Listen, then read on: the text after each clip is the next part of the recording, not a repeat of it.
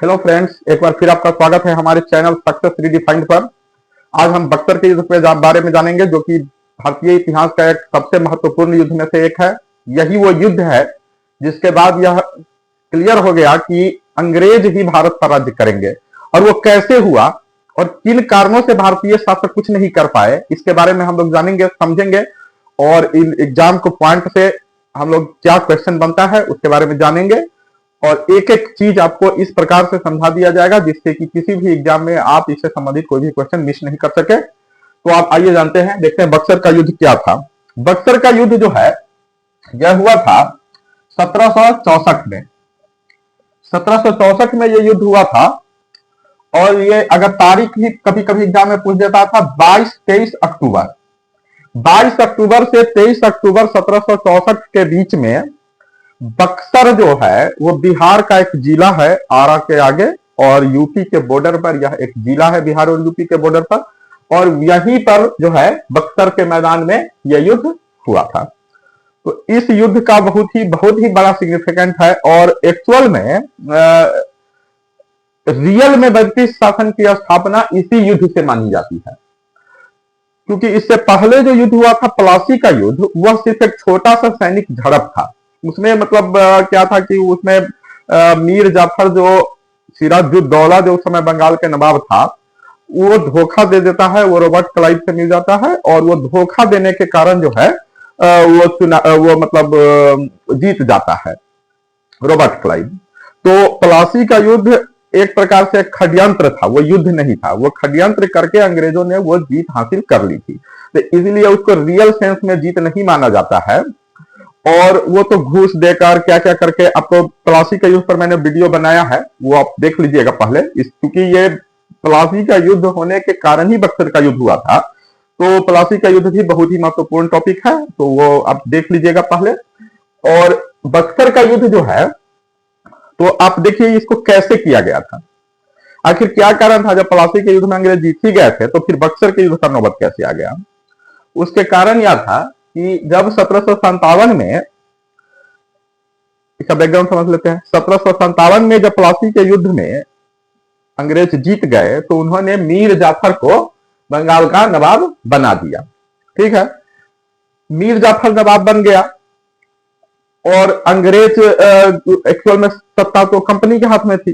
Company नवाब को कठपुतली बनाया हुआ था।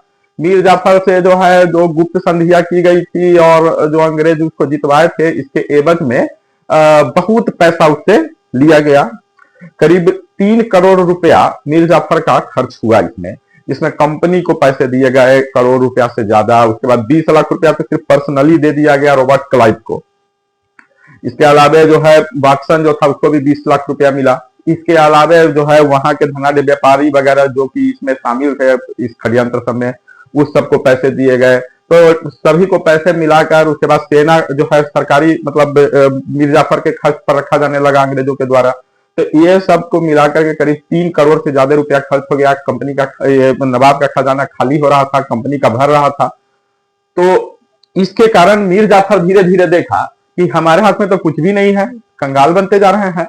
और अंग्रेज जो है वो हर चीज फ्री हो गया था, क्योंकि अंग्रेजों से ये क्योंकि धोखा देकर ये नवाब बना था, तो इसने अंग्रेजों को पहले से ही 10 तक मिले हुआ था, जिसके तहत वो फ्री में व्यापार करता था। इसने और फ्री कर दिया। कंपनी का जो है ना, कंपनी को तो व्यापार फ्री मिला ही हुआ था, उसने कंपनी के निजी जो कर्मचारी सब था, उसके निजी व्यापार सब पर भी चुंगी फ्री कर दिया। और अंग्रेज फ्री व्यापार मिलने लगा, भारतीय व्यापारी एकदम जो है खत्म हो रहे थे धीरे धीरे। मीर जाफर को ये बात जो है धीरे धीरे समझ में आ रहा था। तो इसने क्या किया कि वहां पर जो डच थे, सिंसुरा में उसका बस्ती था, और ये अंग्रेज क्या किया था कि सोरा के व्यापार पर, सोरा का जो व्यापार था, सोरा का, वो बंगाल में बहुत ज्यादा हो रहा था। सोरा से ही बारूद वारूद बनता था, इसका बहुत महत्व था उस समय में। तो सोरा के व्यापार पर रॉबर्ट क्लाइव ने एकाधिकार कर लिया। तो और 1757 में क्या था, युद्ध के बाद रॉबर्ट क्लाइव को गवर्नर बना दिया गया था कंपनी का, तो वो भी जान लीजिए आप। तो सोरा के व्यापार पर जो अधिकार कर लिया, तो डच को उस समय सोरा के व्यापार से बहुत फायदा हो रहा था। डच बेसिकली उस समय हॉलैंड राज्य था, देश यूरोप में, उसके नागरिक को डच कहा जाता था। ठीक है, आज के डेट में इस देश का नाम है नीदरलैंड्स। तो सोरा के व्यापार से उसको 10 लोगों को नुकसान होने लगा, क्योंकि एक अधिकार हो गया अंग्रेजों का, उसका फैक्ट्री बंद होने लगा। तो एक युद्ध हुआ जिसे चिंसुरा का युद्ध भी बोलते हैं और बेदरा का युद्ध भी बोलते हैं। ये युद्ध हुआ था 1759 में। इस युद्ध में डचों को फाइनली परास्त कर दिया गया, ठीक है, और उसको बोया मिस्र समेट करके इंडिया से बाहर की तरफ अग्रसर कर दिया गया। तो 1759 में बेदरा का युद्ध, चिंसुरा का युद्ध भी इसे बोलते हैं। तो इसको याद रखना है। इससे अंग्रेज और मजबूत हो गए। मीर जाफर चूंकि डचों से गठबंधन कर रहे थे, इस प्रकार का मीर जाफर पर आरोप लगाया गया। मीर जाफर पर यह भी आरोप लगाया गया कि वह जो है शाह आलम द्वितीय, जो समय नए नए 1759 में, आपको पता होगा कि अली गौहर जो मुगल शहजादा था, वो शाह आलम द्वितीय के नाम से मुगल गद्दी पर बैठ गया था। मुगल का एक अलग ही कहानी उस समय चल रहा था, काफी कमजोर हो चुके थे। नादिर शाह का 1739 में आक्रमण, उसके बाद अहमद सफदली का आक्रमण, और लगातार आक्रमणों से वो फिर मराठे जो है बार बार वहां पहुंच रहे थे, चौसर देशमुखी असूल रहे थे। मुगल दरबार में मराठा प्रभाव काफी ज्यादा हो गया था, उधर अहमद सफदली अपना प्रभाव चाह रहा था। तो ये शाह आलम द्वितीय का स्थिति तो राजा बनने के बाद से ही खराब चल रहा था। तो 12 साल तक दिल्ली ही नहीं गया, वो अवध में जाकर बैठा हुआ था। ठीक है, वो एक अलग कहानी है, उसका एक वीडियो में बनाऊंगा, फिर मैं दिखाऊंगा कि उसमें औरंगजेब के मरने के बाद और 1857 तक मुगल क्या कर रहे थे आखिर इन सब बीचों में, वो भी हम लोग जानेंगे। ठीक है, तो ये एक शॉर्ट में मैंने आपको बता दिया कि मुगल दरबार में क्या चल रहा था। तो मुगल दरबार, ये शाह आलम द्वितीय जो है, ये सोच रहा था कि हम ये मतलब दिल्ली में उसको दिक्कत हो रहा था, तो वो इधर ही बंगाल के तरफ ही अपना ध्यान केंद्रित किए हुआ था। और ये सुजा-उद-दौला था अवध का नवाब। अवध भी आपको पता है कि वो अपना जो है एक अलग राज्य बना लिया था, अवध अपने आप को स्वतंत्र कर लिया था मुगलों से। औरंगजेब की मृत्यु के बाद मुगल शासक कमजोर हो गए, तो उसी क्रम में अवध भी अपने आप को स्वतंत्र कर लिया। और सुजा-उद-दौला उस समय वहां का नवाब था। तो मीर जाफर पर यह भी आरोप लगा कि वो शाह आलम द्वितीय और सुजा-उद-दौला के साथ मिलकर के अंग्रेजों के विरुद्ध षड्यंत्र रच रहा है। एक तो डचों के साथ भी मिला हुआ है, फ्रांसीसियों के साथ मिला हुआ है, इस प्रकार के उस पर आरोप लगाए गए। तो ये सब आरोप लगाकर, और दूसरा ये हुआ कि मीर जाफर का रॉबर्ट क्लाइव से दोस्ती था। रॉबर्ट क्लाइव को 1759 ईस्वी में वापस बुला लिया गया। तो वापस बुला लिया गया और बेंसीटाट यहाँ का गवर्नर बन गया। ठीक है, बेंसीटाट को गवर्नर बनाया गया। अब ये रॉबर्ट बेंसीटाट और ये वहां जो कलकत्ता काउंसिल के जो सदस्य थे, वो लोग जानते थे कि अगर नया नवाब बनेगा तो बहुत पैसे देगा। इस पैसों के लालच से उसने क्या किया कि मीर जाफर को नवाब से हटा दिया। मीर जाफर को बोला चलो तुम हटो, मीर कासिम बनेंगे नवाब। तो उन्होंने मीर जाफर को हटाकर 1760 में बना दिया गया नवाब। किसको? 1760 में 1760 में मीर कासिम को नवाब बना दिया गया। मीर कासिम जो है मीर जाफर का ही दामाद था, बेटी का हस्बैंड। ठीक है, तो मीर कासिम जो है मीर जाफर के अपेक्षा ज्यादा योग्य शासक साबित हुआ। मीर कासिम ने देखा कि मुर्शिदाबाद जो राजधानी था उस समय बंगाल का, वहां पर काफी जो है दिक्कत करता है ये अंग्रेज लोग। वहां पर रेजिडेंट बैठा हुआ था अंग्रेजों का और बहुत प्रॉब्लम खड़ा कर रहा था। तो उसने क्या किया कि राजधानी को अपना नवाब बनने के बाद शिफ्ट कर दिया। कहा? मुंगेर। मुंगेर बिहार में पड़ता है और वहां कलकत्ता से ये काफी दूर था, मुर्शिदाबाद से भी दूर था काफी। तो मुंगेर में राजधानी बना करके इसने वहां किला जो था पहले से ही, उसको पूरा एकदम ये कर दिया, किलेबंदी कर दिया। उसके बाद मुंगेर में इसने फ्रांसीसियों के सहयोग से कारखाना बना लिया, बंदूकें उनके ये बनाने का, और इस प्रकार का कारखाना बना लिया मुंगेर में। और आधुनिक यूरोपियन पद्धति पर इसने जो है सेना को प्रशिक्षण देना शुरू किया। ये सब देखकर अंग्रेज परेशान हो गया और अंग्रेज धीरे धीरे जैसे जैसे उसको पता चला कि मीर कासिम का तो इरादे नेक नहीं है, तो वो क्या किया कि धीरे धीरे। और दूसरा सबसे मेन ये हो गया कि जैसा हमने बताया था कि अंग्रेजों को जो है मिला हुआ था फ्री ट्रेड, उसने अब क्या किया कि अब उसमें तो उसके भी कंपनी के कर्मचारी के निजी व्यापार पर भी छूट दे दिया गया था। तो अब इसने क्या किया था नया धंधा कि भारतीय जो व्यापारी होते थे, भारतीय व्यापारी को भी जो भारतीयों को तो कुछ चुंगी लग रहा था, तो वो क्या करता था कि टैक्स भारतीय व्यापारी को बोलता था कि अरे तुमको कितना टैक्स देना पड़ा है, तो 20 रुपया 25 रुपया, तो चलो तुम हमको 10 रुपया दे दो और तुमको हम ये 10 तक दे देते हैं, तुमको टैक्स नहीं लगेगा। इस प्रकार से जो भारतीय व्यापारी भी जो टैक्स देते, वो भी टैक्स एक प्रकार से कंपनी ले रहा था कंपनी टैक्स ले रहा था और नवाब को कुछ मिल नहीं रहा था। तो नवाब ने देखा कि हमारे जनता से फ्री में जो कंपनी 10 का दुरुपयोग करके जो टैक्स ले रहा है, तो हम इसको भी फ्री कर देते हैं।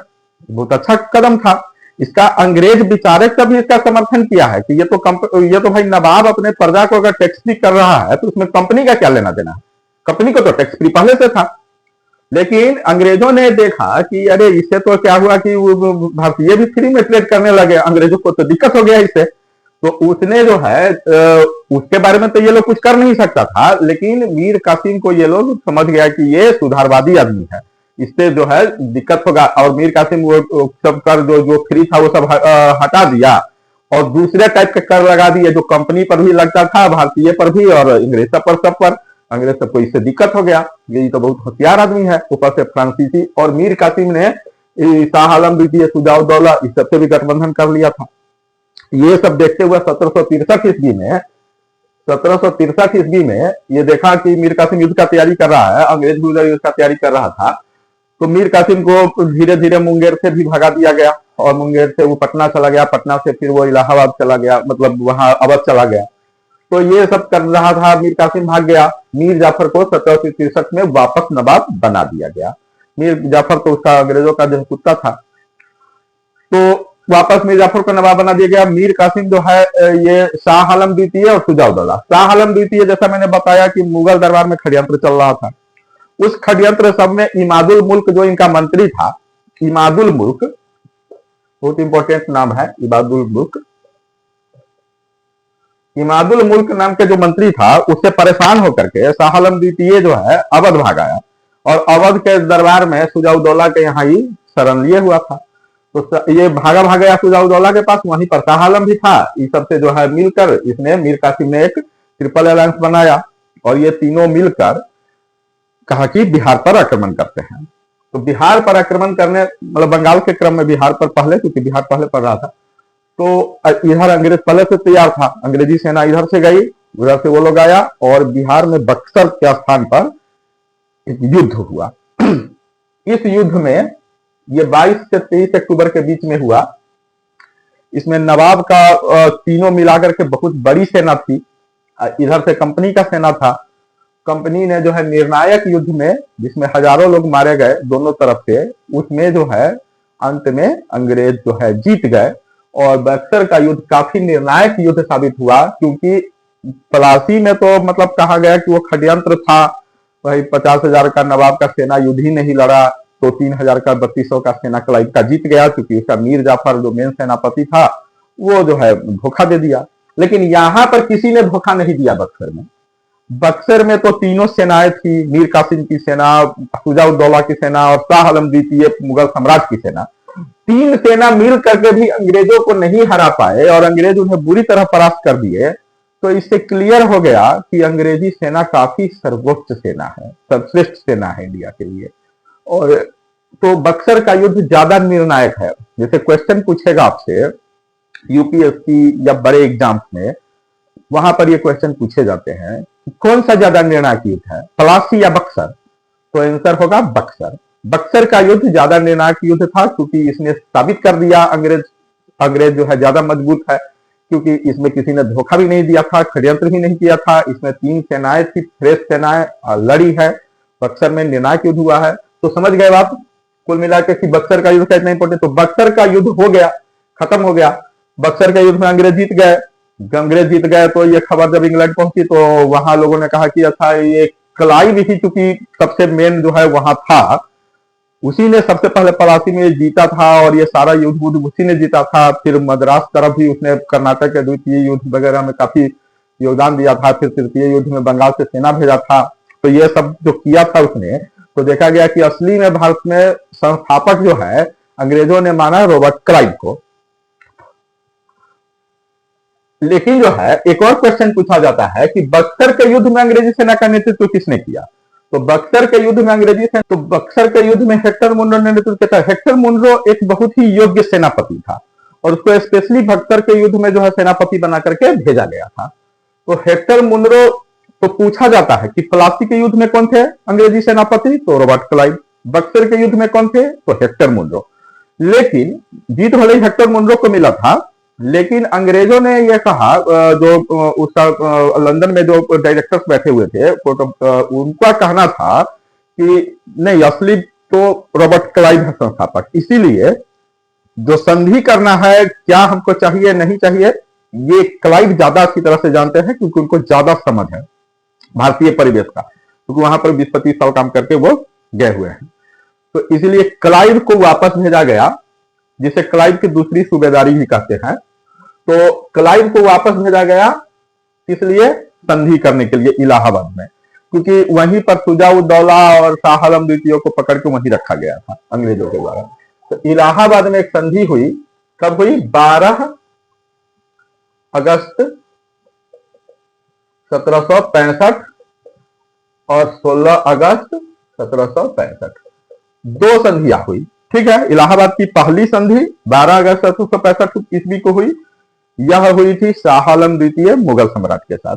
दूसरी संधि हुई 16 अगस्त 1765 को, और यह संधि हुई थी शुजा-उद-दौला अवध के नवाब के साथ।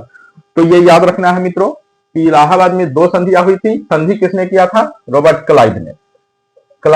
जबकि क्लाइव 1759 में, जैसा मैंने आपको बताया कि वापस चला गया था, क्लाइव 1759 में वापस चला गया था, लेकिन वापस आया 1765 में। इसी के कारण युद्ध तो 23 अक्टूबर 1764 को ही अंग्रेज जीत गए थे, लेकिन संधि करीब एक साल के बाद 12 और 16 अगस्त को हुआ, क्योंकि इस बीच आने में जहाज से आता था, बहुत समय लगता था, 3-3, 4-4 महीने आने में लग जाता, फिर न्यूज जाना फिर आना, टेलीफोन तो था नहीं, तो ऐसे में आने में एक साल लग गया, और फिर वहां डिस्कस होना कि कौन जाएगा नहीं जाएगा, ये सब क्रम में काफी समय लग गया। और रॉबर्ट क्लाइव जब आए, उसके बाद जो है 12 अगस्त और 16 अगस्त 1765 को यह संधि की गई। संधि के बाद जो है बंगाल में द्वैत शासन का स्थापना किया गया, जो हम लोग आगे पढ़ेंगे। अब इस संधि के बारे में जानता है कि संधि क्या हुआ जो बहुत इंपॉर्टेंट संधि हुई है। इलाहाबाद की संधि में जो पहली संधि हुई 12 अगस्त 1765 की, वो शाह आलम द्वितीय के साथ हुई। शाह आलम द्वितीय को क्या दिया गया? सबसे पहला 26 लाख रुपए वार्षिक पेंशन। शाह आलम द्वितीय को 26 लाख रुपए वार्षिक पेंशन अंग्रेजों ने दिया। ठीक है, शाह आलम द्वितीय के पास एक्चुअल में कुछ था नहीं, वो तो भागा हुआ था। बताया कि वो मादुल मुल्क के डर से वो दिल्ली से भागा हुआ था, 12 साल तक वो अवध में ही रहा। ठीक है, तो 26 लाख रुपया वार्षिक इसको पेंशन दे दिया, लेकिन नाम था मुगल साम्राज्य का, वो फरमान वगैरह देता था। इसके कारण जो है उसी के नाम पर, क्योंकि चारों तरफ शासन चल रहा था, मराठे उधर कर रहे थे, उधर अवध वाले, निजाम, सब मुगलों का नाम का यूज करता था। ठीक है, तो 26 लाख रुपया वार्षिक, लेकिन एक्चुअल में सब स्वतंत्र था, खुद ही सारा टैक्स वसूल के रखता था। तो 26 लाख रुपया वार्षिक जो है क्या दे दिया गया? पेंशन दे दिया गया इनको, शाह आलम द्वितीय को। दूसरा इनको दिया गया इलाहाबाद और कड़ा के जिले। इलाहाबाद और कड़ा का जिला जो है वो अवध का क्षेत्र था, अंग्रेजों का क्षेत्र नहीं था, या बंगाल का भी क्षेत्र नहीं था, यह क्षेत्र था अवध का। अवध के नवाब से ये लेकर, जबकि अवध के नवाब से संधि हुआ 16 अगस्त को, लेकिन ये पहले ही प्लान बना लिया कि उसे ले ही लेंगे, और शुजा-उद-दौला के पास ऑप्शन क्या हो तो दे ही देगा। तो लेने से पहले भी समझिए कितना अंग्रेज जो है करता था गलत, मिला नहीं, उससे पहले ही अगला को दे दिया। तो इलाहाबाद और कड़ा के जिले जो है अवध के नवाब से लेकर के शाह आलम द्वितीय को दे दिया। ठीक है, इसके बाद तीसरा क्या हुआ कि इन सब मिलने से, क्योंकि शाह आलम द्वितीय का तो कुछ गया नहीं था युद्ध में, और नहीं उसका कोई स्टेक लगा हुआ था, उसने इस सबसे खुश होकर क्या किया? बंगाल, बिहार और उड़ीसा की दीवानी, बंगाल, बिहार और उड़ीसा की दीवानी किसको दे दिया? अंग्रेजों को दे दिया। बंगाल, बिहार और उड़ीसा का दीवानी अंग्रेज को दे दिया, लेकिन एक्चुअल में तो दीवानी पहले से ही अंग्रेज के पास था, लेकिन इससे जो है और अच्छा से दे दिया, मतलब एक ऑथेंटिक मोहर लग गया, क्योंकि मुगल सम्राट को पूरे भारत का सम्राट माना जाता था यूरोप में, तो इस और इंडिया में भी माना जाता था। लोग एक्चुअली नहीं जानते थे ना, लोगों को तो लगता था कि मुगल साम्राज्य के लिए ही लोकल लोग अपना नौकरी कर करके, या कोई भी नवाब है, सिराजुद्दौला हो, अलबर्दी खां हो, या शुजा-उद-दौला हो, या कोई भी हो, वो आम जनता को यह लगता था कि ये लोग मुगलों के सूबेदार हैं, ये लोग यहाँ से टैक्स वसूल कर मुगलों को देते होंगे, या ये लोग मुगल ही है, उन लोग को क्या पता कौन क्या है। ठीक है, गांव के लोगों का तो, गांव भारत का तो कितना अच्छा था प्राचीन काल में, वो आप लोग जानते ही हैं। तो बंगाल, बिहार, उड़ीसा की दीवानी सेल्फ सेल्फ डिपेंडेंट गांव था भारत का, जहां हर चीज होता था, आत्मनिर्भर था। बाहर हम लोग देते ही थे, तभी तो सोने की चिड़िया कही जाती थी। तो बंगाल, बिहार और उड़ीसा की दीवानी जो है अंग्रेजों को दे दी गई। तो ये तीन मुख्य प्रावधान थे जो 12 अगस्त 1765 को संधि हुई थी। दूसरा जो संधि हुआ वह हुआ 16 अगस्त को, ये सुजाउद्दौला के साथ। इसमें जो हुआ, ये 50 लाख रुपया मुआवजा युद्ध के लिए, वो जो साथ दिया जो मीर कासिम का, उसके एवज में 50 लाख रुपया जो है इसको जुर्माना किया गया। इसके बाद ये इलाहाबाद और कड़ा का जिला जो है, वो जो ऊपर लिखा है, वो इलाहाबाद और कड़ा का जिला इससे ले लिया गया, ठीक है, और दे दिया गया मुगल सम्राट को। और तीसरा है, इसने एक आक्रामक और रक्षात्मक संधि किया, जिसमें ये किसी देश ने अगर इस पर आक्रमण किया या इसको किसी देश से रक्षा अपने आप को करना है, तो इसके तरफ से कौन लड़ेगा? अंग्रेजी सेना। और वो किसके खर्चे पर लड़ेगा? उन्हीं के खर्चे पर। और अवध में एक रेजिडेंट को रखना भी इन्होंने राजधानी लखनऊ में स्वीकार कर लिया। और इस प्रकार से एक प्रकार से अवध भी उसका प्रोटेक्टेड स्टेट बन गया। अब जानिए कि इसके कारण क्या थे ये संधि के। आखिर अंग्रेज जब जीत गया था तो चाहता तो पूरा ले ही लेता, लेकिन उसने नहीं लिया। इसके कारण ये थे, मराठों का डर था मेन कारण, क्योंकि क्लाइव ने देखा कि मराठे उधर शक्तिशाली है, अगर अवध को अपने में मिला लेगा तो अवध उसका सीमा मराठी राज्य से मिल जाएगा, और ऐसे में मराठा से सीधा दुश्मनी वो तत्कालिक रूप से नहीं चाहता था। दूसरा ये था कि उसने दीवानी पहले से ही उसी के पास था, तो फिर लेने का क्या जरूरी था और इसको इतना सब देने का। तो उसका कारण ये था कि इलाहाबाद और कड़ा तो अवध से लेकर दे दिया, और ये सब ऐसे ही, इसका कोई महत्व नहीं था एक्चुअली, क्योंकि वो तो इससे 50 लेके उसको दे दिया, तो मतलब वो उसी हमारा ही पैसा हम को दे दिया वाला बात था। तो इससे अंग्रेजों को कुछ जा नहीं रहा था, लेकिन वो ऑथेंटिकेट हो रहा था। और बड़े साम्राज्य को रखने के लिए उस समय अंग्रेजों के पास प्रशासनिक क्षमता नहीं थी, उतने क्लर्क नहीं थे, उतने ऑफिसर्स नहीं थे। तो वो इसी के कारण वो क्लाइव के इस निर्णय को काफी सही निर्णय माना जाता है अंग्रेजी परिप्रेक्ष्य में। और इसके बाद जो है, इसमें अब बंगाल का क्या हुआ, तो बंगाल में जो है द्वैध शासन की स्थापना की गई। द्वैध शासन की स्थापना की गई, जिसमें कि प्रशासनिक अधिकार जो था वो तो नवाबों के पास रहा। फिर से मीर जाफर नवाब बन गया था। मीर जाफर का मृत्यु हो गया 1765 में, तो उसका बेटा जो था नजीबुद्दौला, उसको बना दिया गया था नवाब। वो नाबालिग था, तो एक्चुअल में अंग्रेज ही सारा देखते थे। और दो जो है उप सूबेदार बना दिए गए थे, बंगाल में मोहम्मद रजा खां को और बिहार में जो है राम नारायण को। तो इस प्रकार से जो है अगर हम देखते हैं, तो उसके बाद बंगाल पर द्वैध शासन का शुरुआत होता है। तो ये आपने देख लिया। तो बक्सर का युद्ध आपने देख लिया, उसके कितने भयानक परिणाम हुए हैं, और अंग्रेजी सत्ता भारत में पूरी तरह से स्टैब्लिश हो गई। अब आगे हम लोग जो है इसमें देखेंगे कि द्वैध शासन क्या था अगले वीडियो में। तो तब तक के लिए धन्यवाद। आप जो है ज्यादा से ज्यादा इसको शेयर कीजिए, सब्सक्राइब कीजिए चैनल को। धन्यवाद।